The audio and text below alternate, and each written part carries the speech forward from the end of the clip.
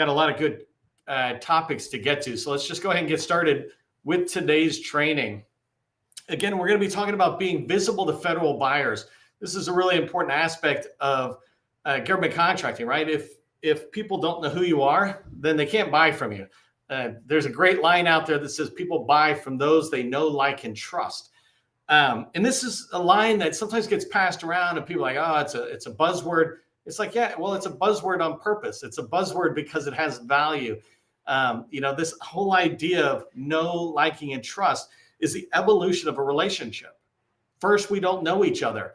Then we begin to kind of like each other. Then we start really trusting each other, especially a buyer-seller relationship like we're in. That's a really important thing to keep in mind, is that is an evolution of a relationship. And when you think about trying to build your network or build strategic relationships with federal buyers or teammates, et cetera, you're going to have to go through that journey with each one of them. We do it loosely in networking events like this, where we can interact. We start beginning to know each other. We like each other in the chat. But trust comes from when we start seeing more information. And so we'll talk about that in different trainings. But today it's more about the first part of know, like, and trust, the know part. And that's the visibility part. I put a question down here about how many people know you, right? Because you're a representative of your company. And how many people know your company? That's a really important thing. How many federal buyers know of your company? As you think about, just awareness of your company out there, it's not enough to have a website. A lot of us in the old days, we said, you got to have a website. If you have a website, people can begin to find you. Well, that's not how people find you these days. And it certainly is not how the federal buyer does that. And we'll talk more about this, but they don't do kind of heavy searching on where you want them to go. They do searching on where they prefer to search. And we'll talk about that. There's really specific ones. The other thing I want to just talk about as we go into today's training is to remember visibility, being visible to federal buyers, et cetera. That's not a talent we're born with. That's not just something some people are better naturally at than others. It's a skill set. It's a discipline. Almost everything that we do is a discipline that can be developed so that you learn, they call it, you gain the knowledge to develop the skill, and then you practice it over and over again to get really experienced and good at it. And visibility is just another thing. I'm going to give you some tips about initial, very passive visibility activities. And then there's proactive or active activity that you can do that is increasing your visibility every single day. I did a whole training yesterday about how to find federal buyers. And one of the things I talked about at the end was engage with them, a little thumbs up. Somebody sent me a comment afterwards or a message saying they've been engaged out there or, tracking commercial buyers and federal buyers, but they really hadn't paid attention to how powerful something as simple as a thumbs up can be. If you go out to LinkedIn, you're giving a thumbs up, you're starting to build visibility. And this goes back into the difference between some passive activity that you can do to be visible, and there's active activity you can do to be visible. And that's what we're going to be talking about today, is that visibility. I'm going to break today's training down for how to be visible to federal buyers and agencies, et cetera, into three sections. First is, I just want to reinforce why visibility is important in the federal market. And frankly, in all sales, visibility is important to your success. The second thing I'm going to cover down on is where to be visible and how you can get buyers' attention, or where to be visible to get buyers' attention. You have to go where they're at, not make them come to where you're at. Does it make sense? And this third one I'm going to cover down on is what to fix immediately. I want to give you actionable steps you can take today and into next week that will immediately fix your visibility and begin to ensure that you get found by federal buyers, by teammates, even by employees who are looking for companies like yours, just found by the people you want to find you. There's things you can do, but you've got to take charge and do it yourself. Okay, if you don't know who I am, my name is McDonnell. I am the president of the GovCon Chamber of Commerce. I am co-founder of GovCon in a Box, and I want to welcome you to my federal sales training, where I provide tips for success in the federal market. I spent 20 years in the federal market after I got out of the Army as a small business government contractor. And since 2018, I've been teaching people like you that government contracting is not a secret, it's just a process. When we follow a process A to Z, we have repeatable, predictable results. And this is what I want for you. You can have that same predictable results of buyers finding you, of teammates finding you, when you follow a process to become visible. And that's today's training, and that's what we're going to be doing. If you haven't done so already, tomorrow's training, go ahead and sign up for that. Let me turn my camera a little smaller here. Tomorrow's training is winning more federal contracts. And so register for that. I think we got another 100 people already signed up for that.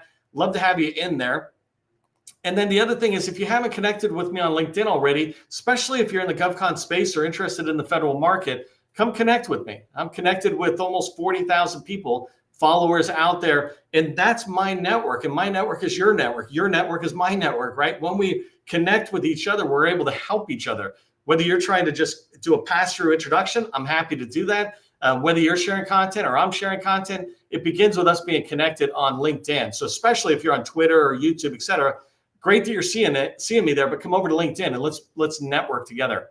Last thing is, make sure you subscribe to our Government Contracting Success newsletter. We put out a lot of good information that's valuable to you and your journey as a government contractor. So let's get started with why visibility is important. It's really important to your success out there, and sometimes we just take it for granted. Or people like me, I might just assume you know why visibility is important.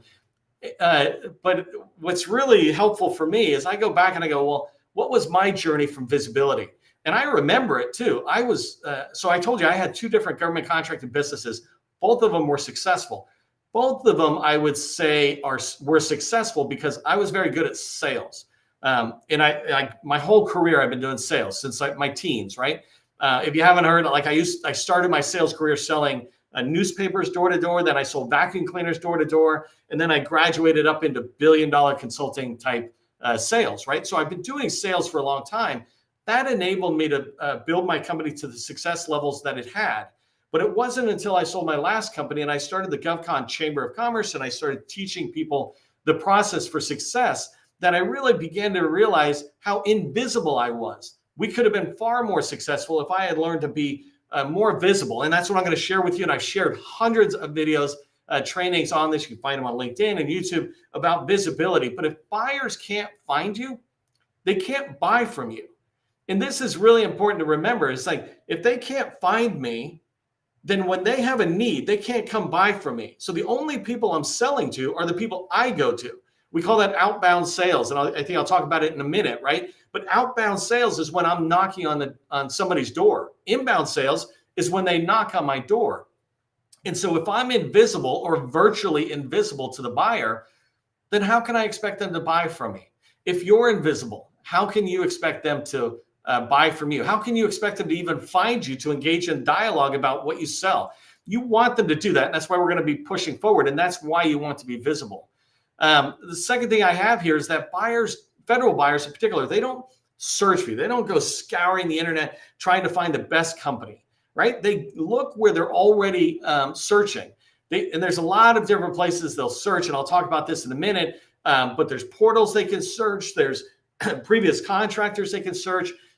They're not going to go work hard to go out there. I used to say this line that federal buyers, I mean, I still do, I just haven't said it lately, is that federal buyers don't buy from the best. They buy from the best of who shows up.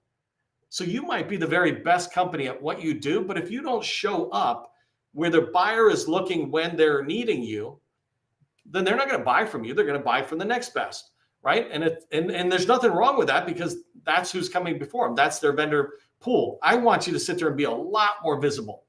Another reason visibility is important is that it creates that inbound activity. I was talking about inbound and outbound sales. So inbound sales is when somebody is knocking on your door. Outbound sales is when you're going out and knocking on their door.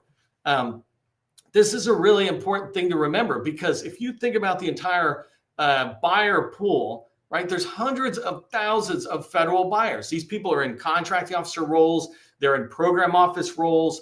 Small business specialists, teammates, et cetera. There's so many buyers out there. You're barely going to scratch the surface and maybe knock on the door of 1,000 or 2,000 people. Literally, I have a huge network for the GovCon space. I have 40,000 followers, right? 40,000 people in my network just in the GovCon space on LinkedIn. That's a fraction of the hundreds of thousands of potential buyers that are out there.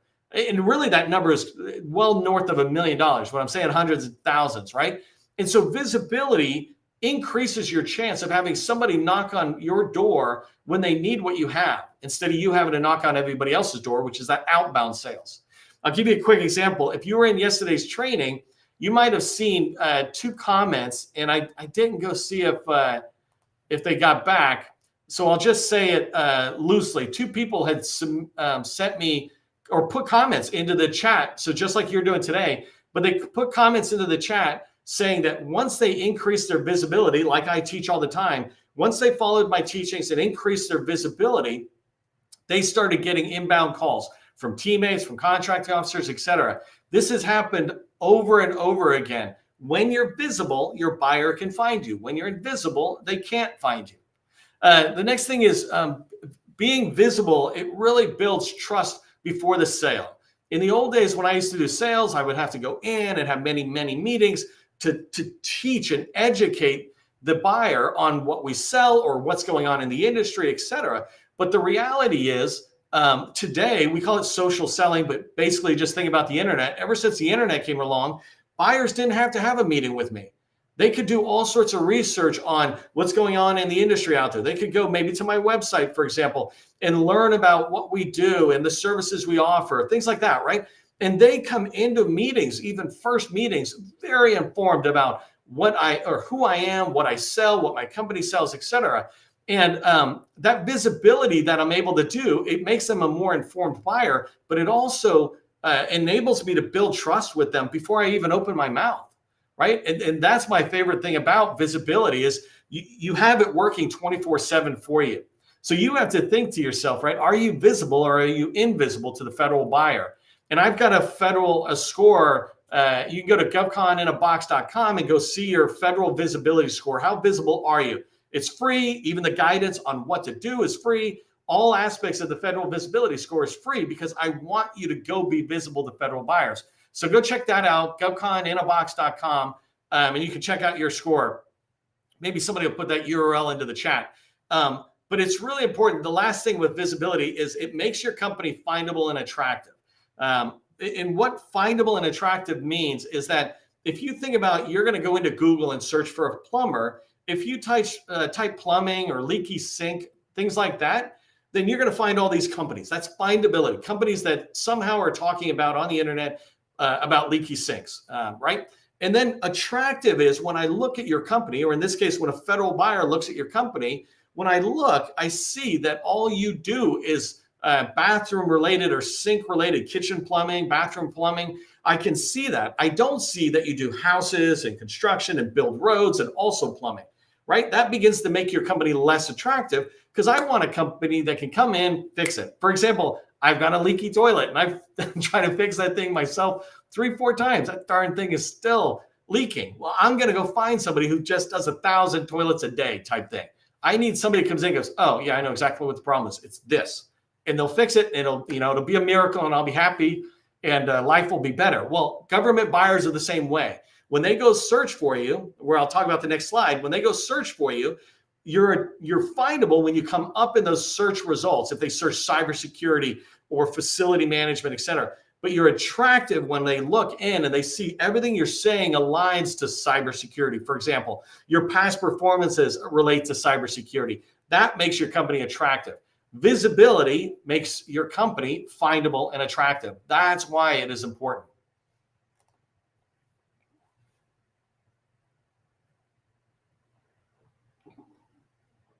Thank you to the people putting the link in. I appreciate that.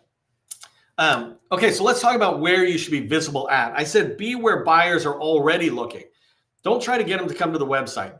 I talk about 6 marketing assets every government contractor should have, especially small business. And the least important marketing asset is your website.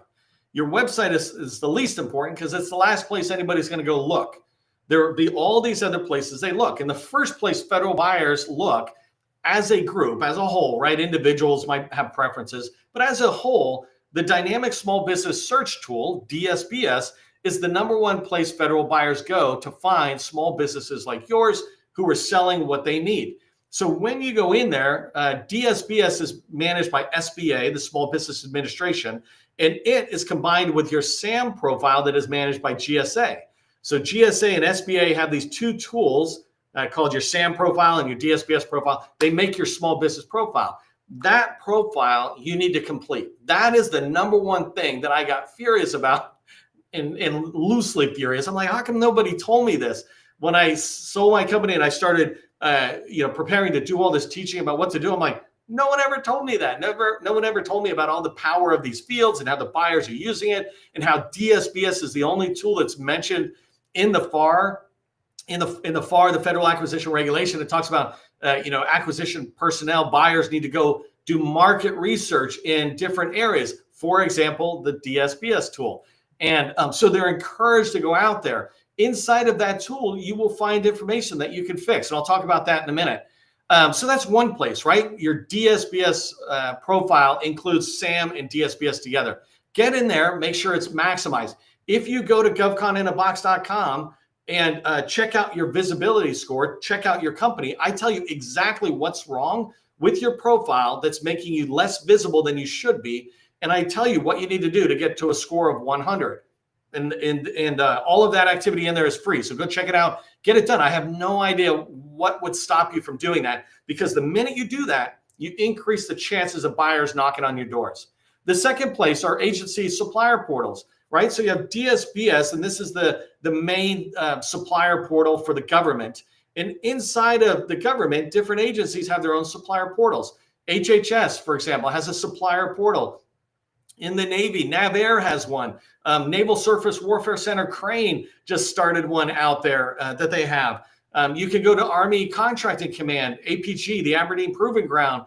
And when you go in there, they've got their own kiosk or supplier portal, right? These places are all federal agency unique ones. NASA has one. I did a huge training on that and put it out. And we had thousands of small businesses go register in these portals.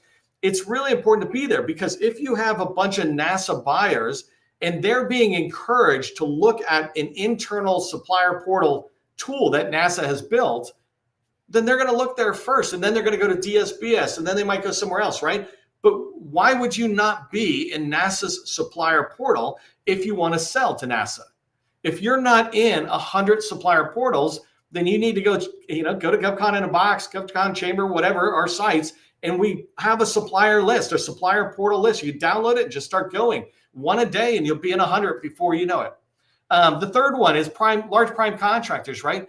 These guys have their own supplier portals. Small business liaison officers are out there, and they're interacting with industry and their internal customers as well, trying to bring small businesses in to support a large prime's needs. Well, they have supplier portals. Almost every single one of the top 100 companies who are selling to the federal government, whether it's construction or IT services consulting, or when you think about Lockheed or Northrop Grumman, all of those guys have internal supplier portals. Get in there, register in there. I've heard people say, why should I register in there if I'm not going to, if there's not really a chance for me to do business? It's like, it doesn't make sense to me. It takes 15 minutes, let's say, to register in a supplier portal. What if somebody comes knocking on your door because they're like, you know what, I need your services? Well, I'm not going to register in GE because I do facility, bathroom cleaning services. It's like, well, what if somebody in there for internal GE needs, or GE has just contracts that are large facility contracts or something, and says, you know what, we need somebody who does that work because there's no way we're doing it. It's just increasing your visibility. The fourth place, and this is a really important one, and you're right here with me, is LinkedIn, right? You need to be active, and your profile needs to look good in LinkedIn. I'll give you a couple of tips in a minute. You can reach out to my sister, Cecilia, who's in here. She runs a company that's just LinkedIn for GovCon. And so you can check with her. She's got all sorts of good starter tips. But inside of LinkedIn, this is where federal buyers are also looking for people, because this is the professional social media platform. This is where people come to network. I was just using it yesterday and today, reaching into the Army as I'm trying to find federal buyers. In fact, I did all the training yesterday about how to find buyers on LinkedIn. But even myself, after I did the training, I'm still in there trying to find people in the Army, in the PEO enterprise, because I really want to get them on as guests and start telling the story of what PEO enterprise does. And I don't know many people in there, right? So I'm starting to build my relationships, but my visibility on LinkedIn needs to be good. So when they see me looking at them, they go, oh, I might actually talk to this guy, at least hear what he has to say, right? That's visibility. The last thing I put here about where to be visible is when you're in these places, you're doing both passive and active visibility. So LinkedIn as an example, when you set your profile up, that's passive visibility. Now I'm visible and I'm telling my story. If people come by and they see it, that's good. But if I engage with people, go out and read content, give a thumbs up or an intelligent comment, well, now I'm doing active visibility. I'm helping people see. If I register in a large supplier, large prime contractor supplier portal, I might then, so that's the passive side of visibility. I might then reach out to the small business liaison officer and say, hey, I just registered in your supplier portal. Do you mind checking it out? See if it, if it rings true for what you guys need. Do you mind if I have an intro call? Things like that. Turn it from a passive to an active visibility. Oh, really quick before I give you tips on where to go be visible and what to do, I just want to thank our sponsors out there. These lives, I do them, right? It's not the SBA or the government or somebody helping us get these out here. I've been doing these for, I've been doing it since 2018, but I've done 800 in the last 3 years now of live video trainings. You can go back and watch them, but it's thanks to people like this or companies like these who help me make this happen and bring this to you. So I really want to celebrate 𝗟𝗶𝗍𝗂𝗂𝗂𝗓, who does cybersecurity services, and especially CMMC. If you're trying to look to DoD, you're going to need to be CMMC certified and ready, et cetera. So talk to 𝗟𝗟𝗍𝗂𝗂𝗓. KZO does fractional finance and contract work for you. And I know Kate is in here today, so thank KZO. And Graham, I know, is in here today. Graham does staffing and American Sign Language services.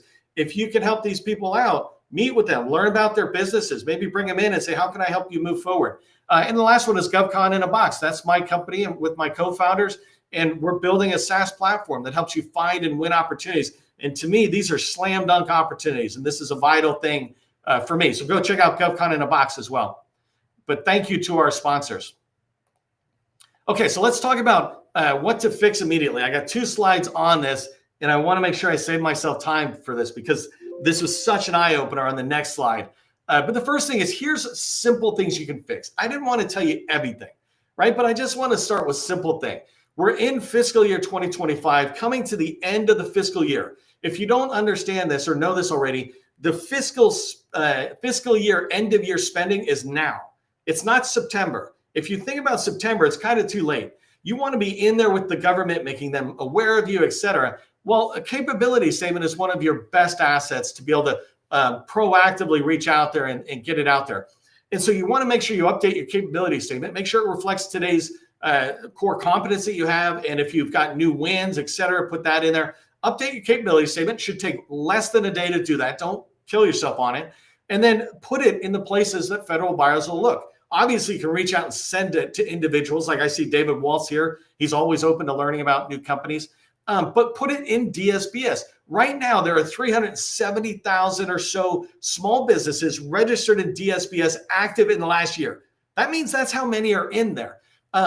Over 300,000 of us do not even have a capability statement in there. So if a federal buyer comes in to look, they go, there's no capability statement. I'm going to move on because there's thousands who do have it, right? And all it is you go to connect.sba.gov, you put your URL to your capability statement in a field there. It takes less than 5 minutes. Make sure that capability statement is on your website, and that is what you're sending the government back to or anybody back to, because when they click on that link, you want them to go back to your website to review not just the capability statement, but everything else that's on your website. Second place to put it is your website. Make sure it's on your website. There should be a button. In my case, it should be in your top navigation or something where you have the about, and sometimes people put like leadership or something. Put capability statement. Don't make me search. Don't make anybody search for your capability statement. Put it in my face, because that is your most important asset. And you want me to download it, and I take it away and I have it with me, etc. Third place is LinkedIn. You can go learn all sorts of training on there, but put your capability statement right here on your LinkedIn profile. If you want to see how to do it right, go to look at Nina Martin. Somebody type her profile in there or her name, but Nina Martin, right? She's got her capability statement, and I've used her as examples before where she's got it in there. And so if somebody comes in, they can just see it right away, click on it and download it. You want that same thing. So put your capability statement in those 3 places. Do it today. Second tip is capability narratives and keywords. This is a really important thing, and you can do it very, very fast. If you go into DSBS, you will notice that you have the ability to do 3 different fields that are searched by federal buyers. All the other fields are kind of filters, but 3 fields are what we call keyword index, meaning when somebody searches for something, they can look in. Long story short, go in there and make sure your keywords and your narrative, the top keywords you want to be found for, are in DSBS. I have training on how to do that on GovCon and Box. When you look at your profile and I tell you you're missing keywords, I then show you a video on how to fix that. And then capability statement, right? Put your keywords and your top narratives into the capability statement. Make sure there's an alignment between DSBS and what it says and your capability statement. And then the last thing is metadata. If you don't know what metadata is, go watch previous videos I've done and I talk about it. But basically, if you go to your PDF of your capability statement, you go to the file menu, you'll see something called properties. If you click on properties, you will see fields, and the fields will be intuitive, right? Comments, keywords, things like that. Put your narrative and your keywords into the metadata. Metadata allows your results, your file, to come up above your competitors. I've done tons of training on that, so this is a quick tip because I want to get to this next one. How do you be visible, right? A great way to be visible, and let me zoom myself out a little bit because this is a little harder to see, but respond to sources sought in RFI notices, request for information notices, right? These 2 notices are the federal buyers saying, I want to engage with industry. Do all of us potentially have some horror stories where the government doesn't get back to us? Yes. Who cares? When they do, it's worth $100,000 or $1 million or $10 million, right? Forget about the no's. Pay attention to the yeses. So respond to sources sought, because when you do, the small business professional potentially is seeing it, especially if you copy them. The contracting shop is seeing it, and the program office is seeing it. I use this example. I was just looking at this. It was from this past month here in May, but the Army had a sources sought that they put out, and it was huge. You can kind of see this where they're talking about cybersecurity, cloud infrastructure, DevOps, AI, ML, all this kind of stuff. And so if you're anywhere in IT services, only 38 small businesses responded. That should be 380 small businesses responding. Look how easy it is for you to become visible when you respond. Even 38, that's not that many, because when you think about how many they would love to come back on this huge program they're going to be doing, only 38 companies responded, right? And to put this in perspective, there's 12,000 Army prime contractors and only 38 responded to the sources sought. There's 370,000 of us small businesses. Only 38 responded. There's a way for you to be visible when you respond to sources sought and RFIs out there. So don't discount those. Make sure you're doing those on your core competency, only where you know that you can do great work. All right, here's what I want you to remember from today's training. First thing is, remember, people buy from those they know, like, and trust, right? And so it starts with those they know. Become visible and get known. Second thing is, don't just expect buyers to come to you. Be where they're looking. Go to those supplier portals. Third thing is, start with one thing today. I gave you several different tips. Start with one thing. For example, on LinkedIn, just upload your capability statement. Don't even update it yet. Just don't give it a new capability statement. Just upload it and then update it and replace it, right? But do something today that increases your visibility, because you're watching this training to be more visible to federal buyers, and it begins with doing something. Hey, if you're doing over $2 million and you're looking for help getting into federal agencies, we've got a program called the BD Accelerator Workshop. Love to have you in there. Just put workshop in the chat. I say $2 million or more because it's an investment on your part, and we will guide you through that process of finding the right people and getting in the doors so that you can start telling federal buyers about what you sell and how you can help them. As all of us move through our day, just remember, government contracting, it's not a secret. It's just a process. I will see you in the next training.